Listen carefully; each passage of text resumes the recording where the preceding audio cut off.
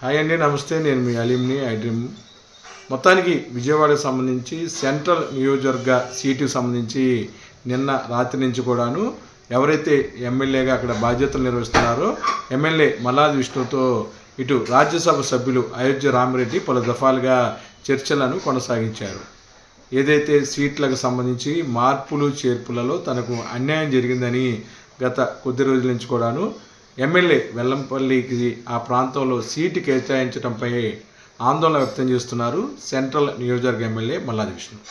ఈ నేపథ్యంలో ఎమ్మెల్యే మల్లాది విష్ణుకు బుజ్జగింపుల పర్వం కొనసాగింది. దీనికి సంబంధించి బాధ్యతలను రాజ్యసభ సభ్యులు అయోధ్య రామిరెడ్డికి అప్పగించారు ముఖ్యమంత్రి వైఎస్ జగన్మోహన్ రెడ్డి. ఈ నేపథ్యంలో ఎందుకని సీటు కేటాయించలేదు, తర్వాత జరిగే పరిణామాల్లో ఎలా ఉంటాయి, అలాగే పార్టీ అధికారులు వచ్చిన తర్వాత ఎమ్మెల్యే మల్లాది విష్ణుకు ఎటువంటి ఉపయోగం పార్టీ చేస్తుంది, ఎటువంటి సముచిత స్థానం కల్పిస్తుంది అనే దాని మీద కూడాను సుదీర్ఘంగా చర్చలు జరపడం జరిగింది. ఇందులో భాగంగా ఎమ్మెల్సీ మర్రి రాజశేఖర్ కూడాను ఈ చర్చల్లో పాల్గొన్నారు. అయితే అయోధ్య రామిరెడ్డి చర్చలు జరుపుతున్నప్పుడు స్థానికంగా ఉన్న మల్లాది విష్ణు వర్గీయులు పెద్ద ఎత్తున కూడాను ఆ ప్రాంతానికి చేరుకున్నారు. విజయవాడ సింగనగర్లోని మల్లాది విష్ణు కార్యాలయం వద్ద కాసేపు ఉద్రిక్తత పరిస్థితులు నెలకొన్నాయి. పార్టీ అధిష్టానం ఏ విధంగా ఆదేశిస్తే అలాగే నడుచుకోవాలని చెప్పి కూడాను అయోధ్య రామిరెడ్డి ఎంపీ ఎవరైతే రాజ్యసభ సభ్యులు ఉన్నారో ఆయన ప్రత్యేకంగా మల్లాది విష్ణుతో 1.5-2 గంటల పైగా కూడాను చర్చలు జరిపారు.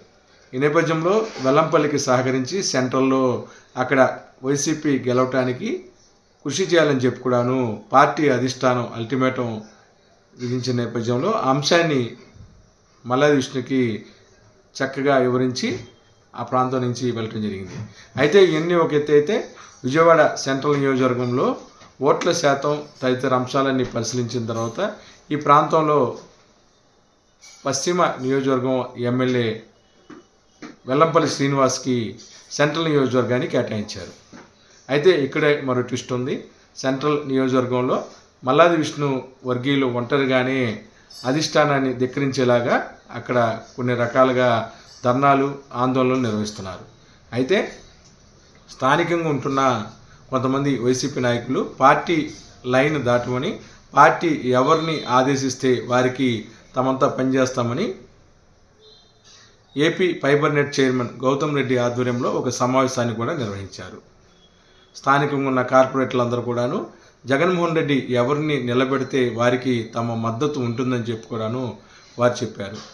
ఈ అంశాలన్నింటినీ కూడా గమనించిన ఎమ్మెల్యే మల్లాది విష్ణు కొద్దిగా ఈ అంశంపై సైలెంట్ అయినట్టుకున్నారు. ఖచ్చితంగా పార్టీ లైన్ దాటను, కానీ తనకు అన్యాయం జరిగిందని పార్టీ పెద్దల వద్ద వాపోతున్నారు. ఒక సీనియర్ నాయకుడిగా తనకంటూ ఒక ఇమేజ్ ఉన్న నేపథ్యంలో బ్రాహ్మణులకి కేటాయించిన సీటు ఆర్య వైశ్యులకి ఎలా కేటాయిస్తారని చెప్పి కూడాను ఆయన కొద్దిగా ఆవేదనని వ్యక్తం చేస్తున్నారు. ఈ నేపథ్యంలో ఎమ్మెల్యే మల్లాది విష్ణుకి సముచిత స్థానం కల్పిస్తామని, పార్టీ గెలిస్తే ఒకవేళ ఎమ్మెల్సీగా కూడాను అవకాశం లభించే అవకాశం ఉందని చెప్పి స్థానికంగా ఉన్న వైసీపీ నాయకులు చెప్తున్నారు.